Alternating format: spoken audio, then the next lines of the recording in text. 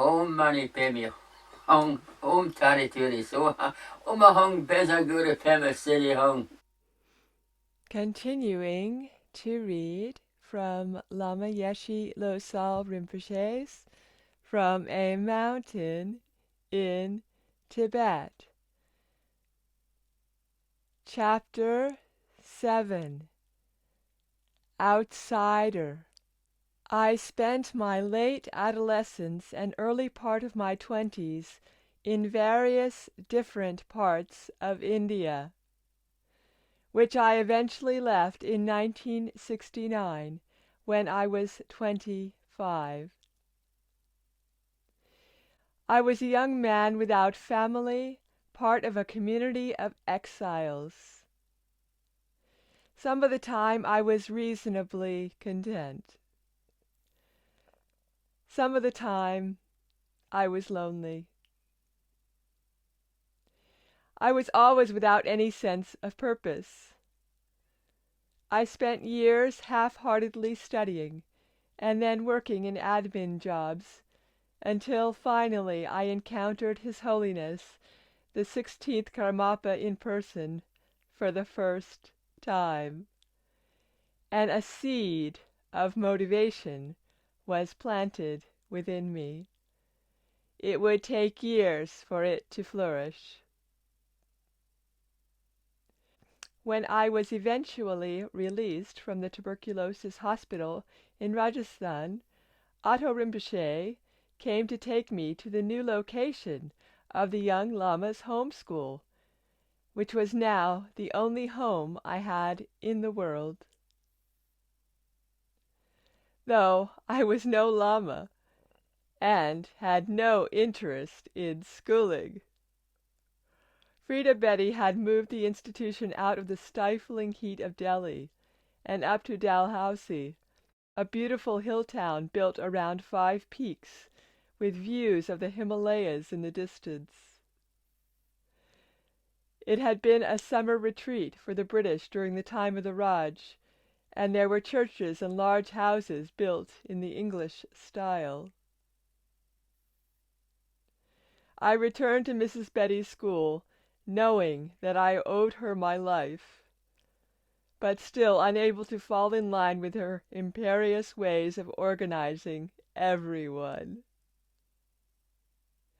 I was supposed to be studying, but I was very much an outsider, not a Lama, or even a monk, though not a typical layperson either. And of course we Tibetans were all outsiders in India, though I felt that less strongly in Dalhousie than I had in Delhi, because there was already a Tibetan community in exile when we arrived. That was one of the reasons why Frida had picked this place. That, and the cheaper rents and blessedly cooler temperatures and cleaner air. It was not too far from Dharamsala, another former hill station, where His Holiness the Dalai Lama had established his government in exile. When I followed Otto Rinpoche through the iron gates, I saw a large brick and half-timbered house with a veranda and a gabled roof.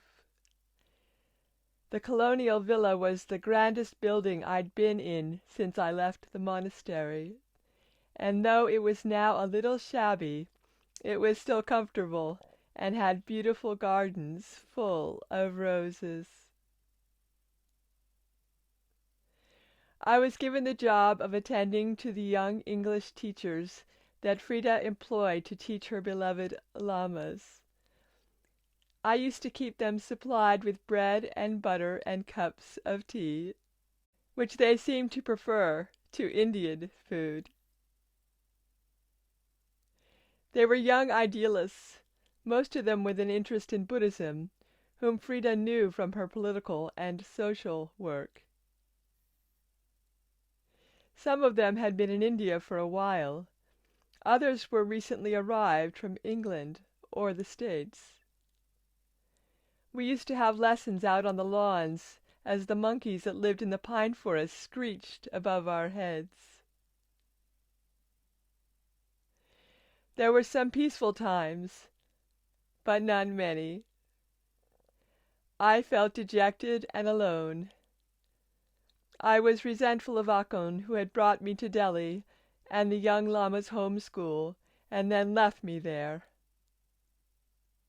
I missed Jamyang and Trungpa terribly,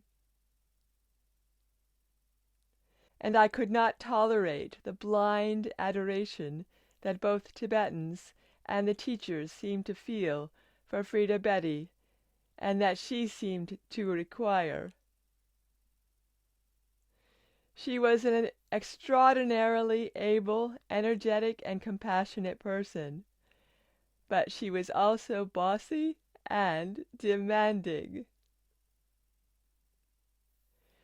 You had to do things her way, and she seemed to me to be too comfortable with flattery. In other words, she was a complex human being, like all of us, but I was not willing to see her in those terms. I was too blinkered by my own pride. Our bad feelings escalated into conflict. One day she shamed me by saying that a friend of mine was destined to become a prime minister of Tibet, while I would remain a nobody because I was not attending to my studies and was disrespectful to my elders. Ironically, that Lama emigrated to America, suffered terrible mental health problems, and tragically died of his addiction to drugs.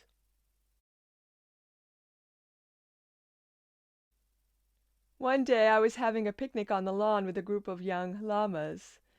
We were in good spirits and playing at wrestling one another. I beat one after another, and was beginning to enjoy my new status as unofficial wrestling champion, when I fell awkwardly with my left hand behind my back. When I stood up, I couldn't feel my left arm at all. Ata Rinpoche took one look and decided it must have dislocated, so he wrenched it back into normal position. That was even worse. So he had another try. I was in so much pain that Frida sent me off with an American teacher to the hospital in Pathanchor, where they confirmed that my arm had been broken in 2 places. Whether that was from the fall or Ata Rinpoche's attempts to help, I'm not quite sure. The doctors put my left arm in a full cast, and I had to stay overnight in hospital. Despite the discomfort, I was excited to be away from the stifling regime of the school, and within striking distance of fun. I had spotted a cinema showing Hindi films when we were walking up to the hospital. The movie billboards, with their bright colors and promise of music, romance, and drama, were calling to me. I decided that I should not miss this opportunity. I was an old hand at hospitals by this point, and it wasn't difficult to time my escape, for while the nurses were elsewhere, the ward was on the ground floor, so I simply climbed out a window and sauntered down to the cinema. When I got back to the school the following day, all the tulkus signed their name on my plaster cast, and I felt like something of a celebrity. That was the start of my obsession with Hindi films. From then on, I regularly used to slip away from the school and run down into the valley to spend my evenings in the many little movie houses and cafes. I made friends with local boys and flirted with rich Punjabi girls. I was a bit of a dandy, very proud of a beautiful denim jacket and pair of jeans I'd managed to acquire via one of the young American teachers. I had a full head of curly black hair then, like an afro. I thought I was quite the thing. I loved teasing the girls, and had a habit of sneaking a needle into the cinema with me and stealthily sticking it into unsuspecting girls' bottoms. As you can imagine, none of this endeared me to Frida, who was becoming ever more devout in her own practice of Buddhism. So when a letter arrived from Akon suggesting I transfer to a different school for Tibetan refugees in Mussoorie, Frida leapt at the idea. I was a little sad to leave my circle of friends, both Tulkus and local people, but I welcomed the opportunity to start again somewhere new. I was 20 by this time, and as restless and unfocused as ever. Mussoorie is a beautiful hill station in the Dendradun district of the northern state of Uttarakhand.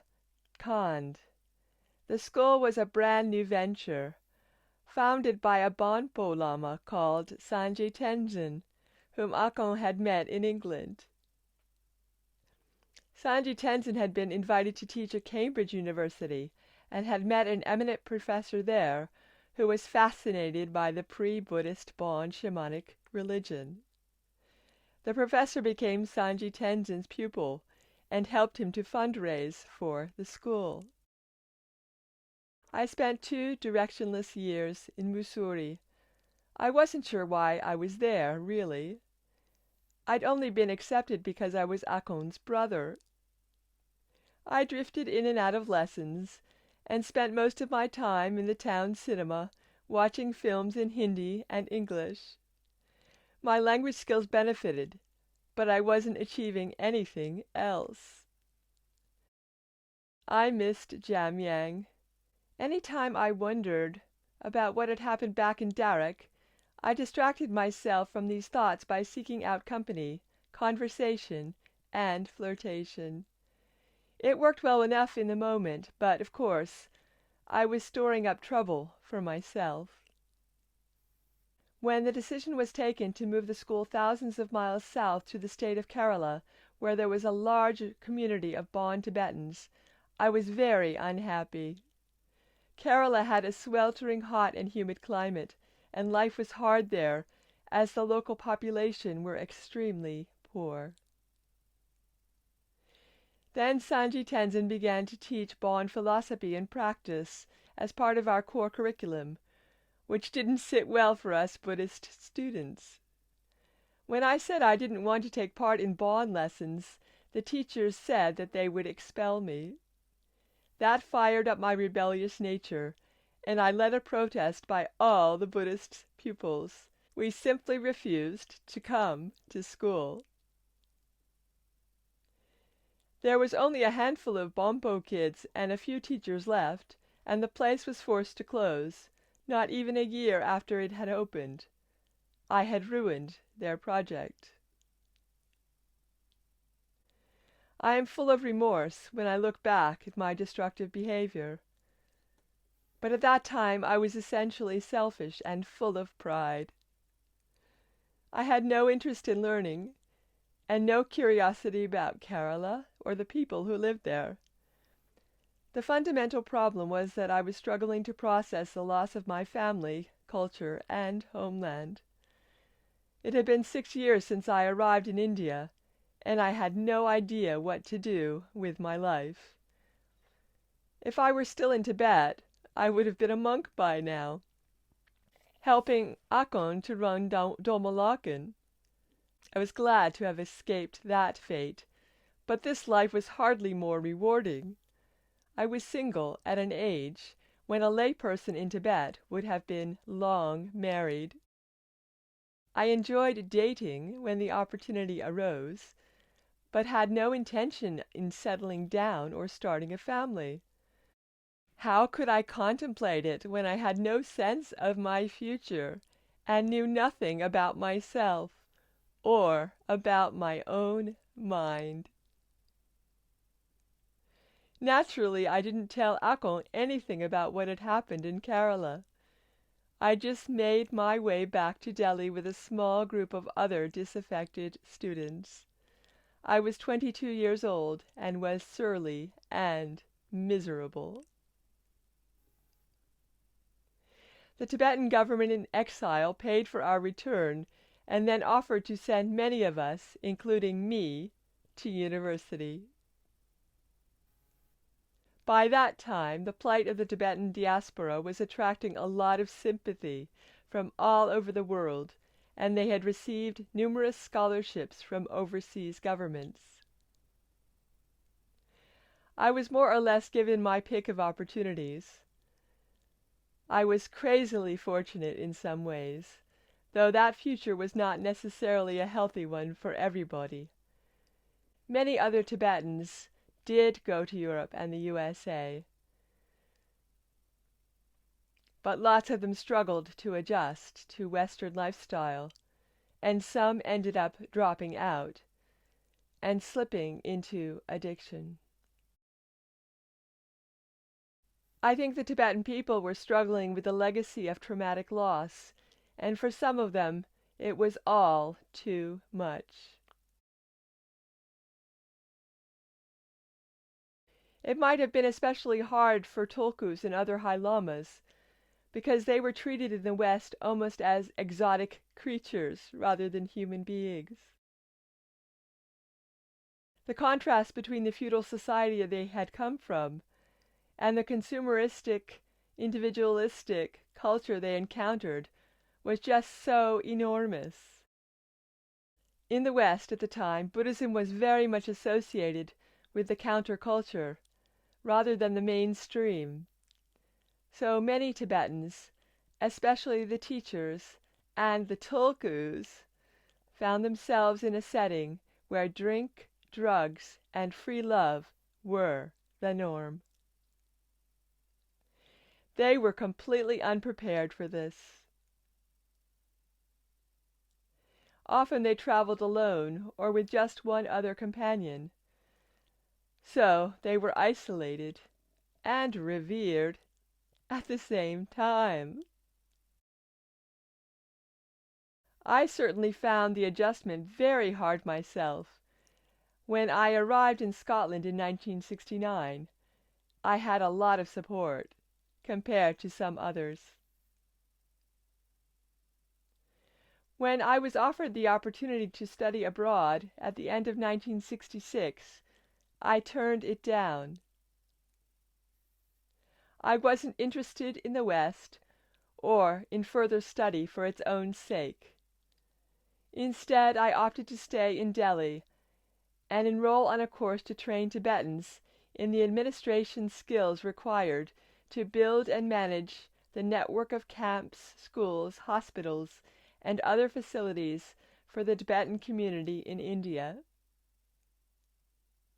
In Tibet, no such training had existed, and there was a desperate need for people with these skills.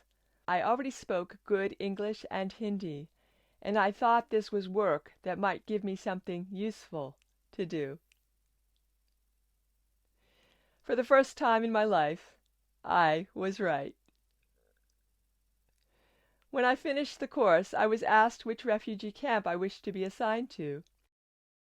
I chose Tashi Jong in North India, where the Tibetan government in exile was buying land for a new settlement.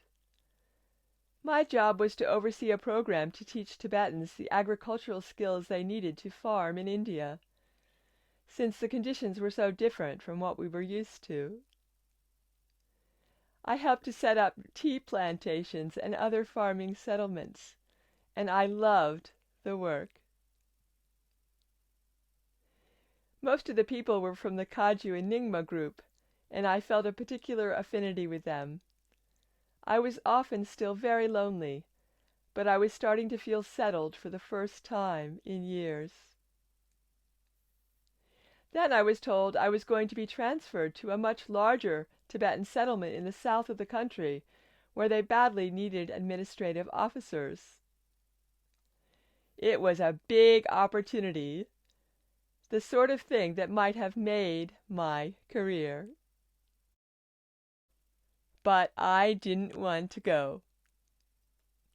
I had a terrible time in the south of India at the Bond School, and in any case, I was tired of moving around. I'd been transplanted so many times in my life, and I wanted to put down some roots. The government official I spoke with wasn't very sympathetic. I had no idea what to do. While I was trying to decide, His Holiness the Karmapa visited Delhi. I happened to be there at the time because I had been dating one of his nieces and was visiting her. I was very keen to meet him. I'd heard so much about him, but I'd never so much as laid eyes on him. My girlfriend arranged a personal audience. I arrived, full of curiosity and some trepidation. His Holiness was a larger-than-life figure, renowned for his extraordinary clairvoyance, charisma, and ability to relate to people in just the way they needed. Some found him playful, almost childlike, while others experienced him as terrifyingly wrathful. He was, as I would discover, one of the wisest, most compassionate, and powerful people I've ever met. He was magnetic. As I bowed to him, I had the disconcerting sensation that he could see into my mind. He spoke as if he'd known me for a long time and knew all my faults. He was extremely severe with me, and was very blunt about what I should do. "You bad man," he said, "what are you doing messing around here? Come to Room Tech with me." When I protested that I had a job, that I was supposed to be going to the south to oversee a big project, he ignored me. I felt absolutely frozen to the spot, and unable to say anything to resist his argument. But I also felt a deep and instinctive trust that His Holiness knew what was best for me. That, in fact, he knew me, and had known me over the course of many lifetimes. So I found myself agreeing to go with him to his monastery. This filled me with nervousness, but also deep relief. So we are continuing now from page 103, and this is the new chapter called Outsider. Well, I can understand why he wasn't interested in learning, because it was too easy for him. And it's something difficult, it might be different. Yes. Yes, and so I'm sure there was probably a lot going through his mind at that time, everything that's been going on. And he's seen lots of ways of escaping at the same time, doing what which he managed to achieve. He got to the movies, which was, and they got to see the cast and meet with people, which was quite good. That must have taken a bit of his loneliness away when he was able to do that, you know.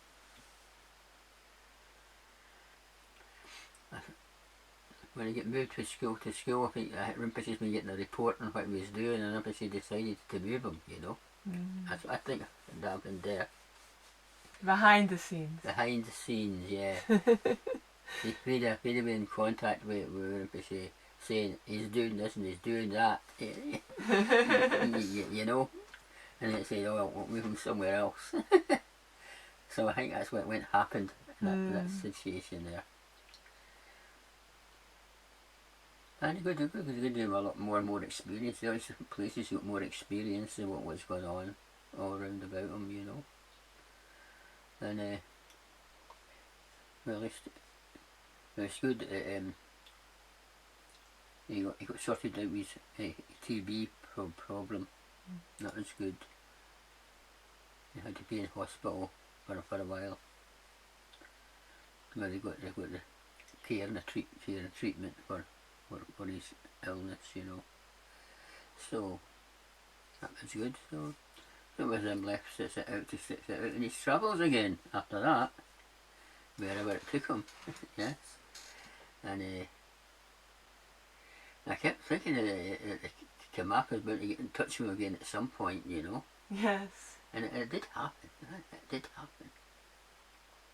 Even though that the Karmapa wasn't there, he knew what was going on. That's right. And as he says, he knew him for many lifetimes. Karmapa knew him for many lifetimes. Right? Well, he was, Lama Yeshe Rinpoche was demonstrating that he was very good at mobilizing people and getting people organized in projects, wasn't he? Because he was able to get agricultural projects off the ground with people that had never done that kind of farming before or agriculture before. Yeah. And what he did with the other students at the school showed that he was quite a leader, actually, even though the motivation behind it was disruptive. He was demonstrating that he had an incredible capacity to motivate people to join whatever he was turning his mind to. And so we're starting to see some of the qualities of leadership that will gradually become more and more directed and focused towards things that he would consider far more useful to the world and far more positive.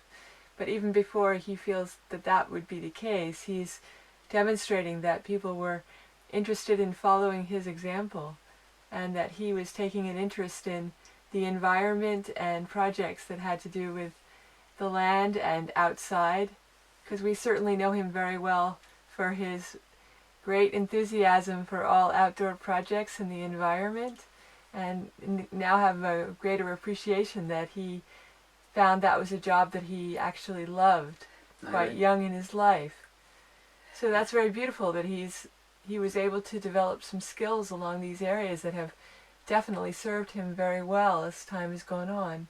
And he got free to tell him what to do now. He's able to tell people what to do now.